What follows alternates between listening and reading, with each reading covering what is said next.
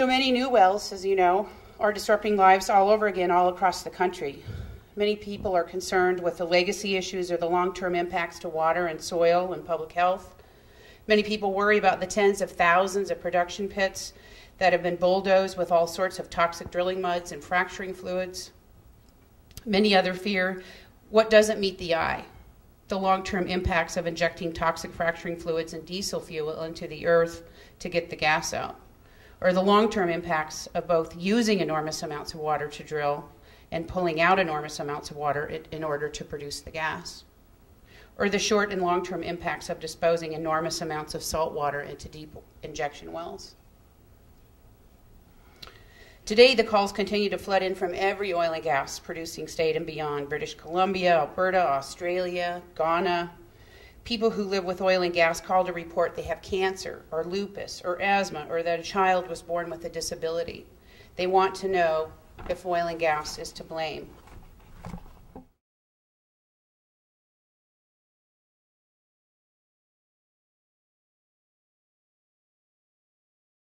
Being able to be here with you and be in a room full of people who share some of the same ideas and feelings, and hopefully maybe we can prevent some of the things that have happened to us from happening to people around the country, and what I see here makes me pretty hopeful. I'm going to get right to it. Looking off the front porch of our house, we farm, raise hay on about 200 acres. Pretty nice spot, but if you look close, you're going to see that mixed in with the alfalfa and grass and the sagebrush, all the white spots you see out there and tan spots are production tanks and wellheads.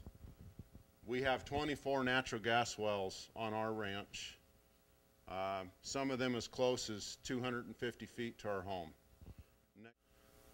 This goes to show the type of work that they do. They're going to be your good neighbors. They're going to provide jobs. They're going to be caring and professional. This is just west of our house. This is a production tank that holds condensates and produced water. The water's very high in VOCs there. I owe you $1. What happened here was a truck driver backed up to empty produced water. Forgot to unhook the hose from the tank when he pulled away, and realized when he pulled the valve off the back of his truck that the easiest thing for him to do was to drive in circles until his truck was empty and then go home. Right behind the tank you can see a line of tall grass. That's our main irrigation canal that irrigates the whole place, less than 35 feet away. I found this. I had to call them. I had to get the people out there to do their supposed cleanup, which was to bring in about 40 yards of road base and dump over the top of it.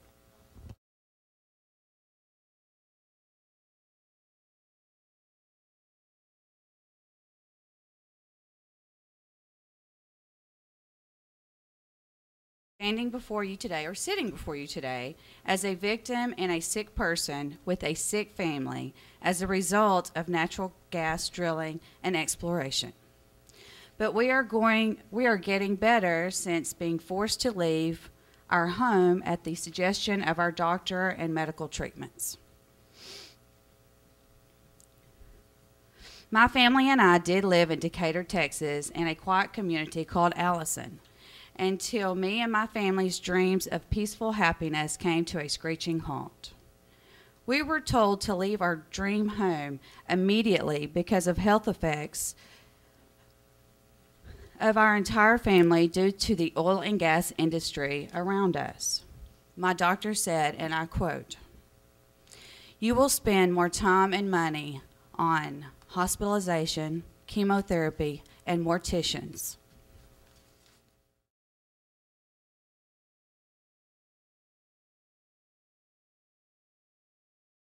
This time, my daughter was having nosebleeds. There were mornings she would wake up in a puddle of blood, screaming around 6 a.m., a rash of bumps mainly on her face and arms, and coughing more than usual.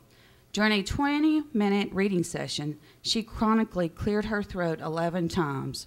It was so noticeable that her teacher questioned me about it.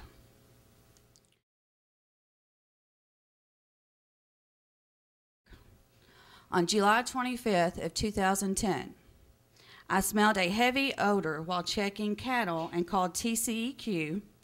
They came out that night to find heavy emissions and no permit. They used the FLIR camera. The plumes were massive. The investigator himself documented that he had dizziness and a sore throat while on site. And yet again, the Aruba workers told me over the short-term limits and found in my body. With my symptoms the way they were, well, they got far worse. So I went to an environmental doctor to seek help in testing. My test results were horrible. I have 19 chemicals in my lungs. This is our home. The place where we felt safe and secure. This is where we want to live, where we used to live, but not anymore. We were forced to move because of our health effects due to natural gas drilling and exploration.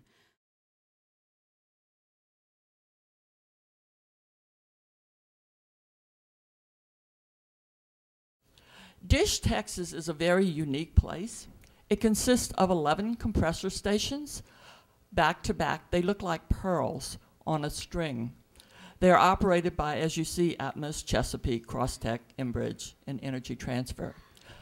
Dish also has gas metering stations operated by 3 of those operators. And then it has gas wells in the Barnett Shale and condensates operated by Devon. And it has gas transmission pipelines. So sitting in the community of Dish are all of these sources of contamination. And how far do the people live from these units? Because the people have been reported odor events. They live 50 feet up to 2 miles. So the emissions have an impact out to 2 miles on an ongoing basis. The units at a compressor station and a gas metering station that release emissions into the air consist of compressor engines, compressor blowdowns, condensate tanks, storage tanks, truck loading racks, glycol dehydration units, amine units, separators, and fugitive emission sources. And I put these up there so those of you who may have one or more in your neighborhood could identify that these are potential sources of emissions into the air that are causing health impacts.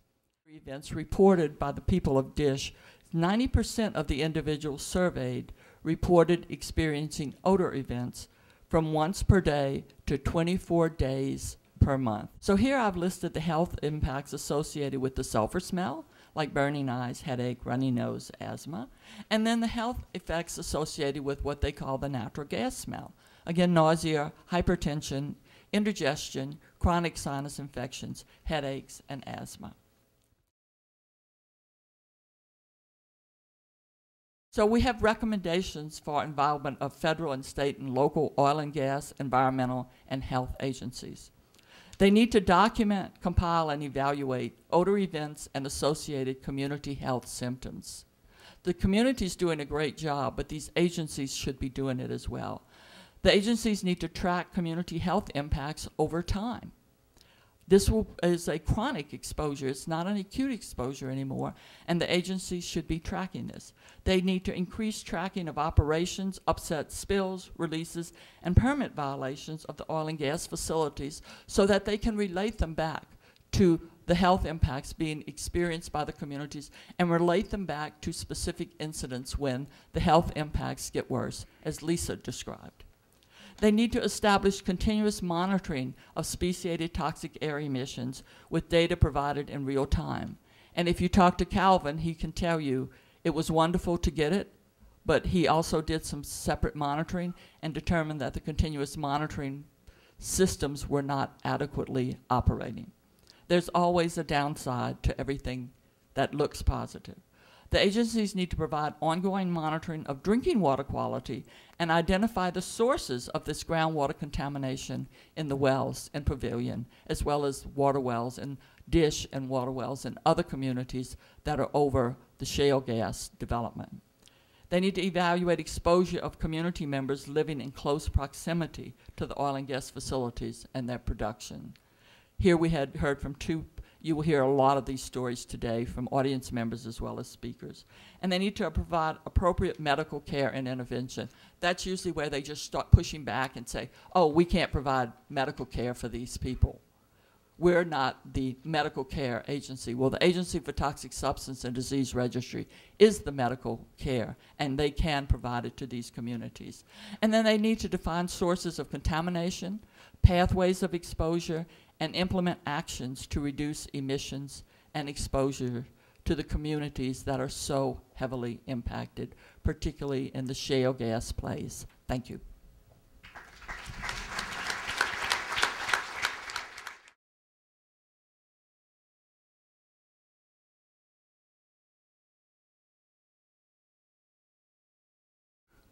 There we go.